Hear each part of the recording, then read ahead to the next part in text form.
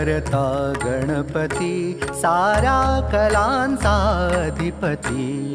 विघ्न हरता गणपती साऱ्या कलांचा अधिपती। मी लीन चरणाशी तुझ्या तू दे मला काव्योन्नती। मी लीन चरणाशी तुझ्या तू दे मला काव्योन्नती। सानी पनी पगरे पगरे सारे विघ्न हरता।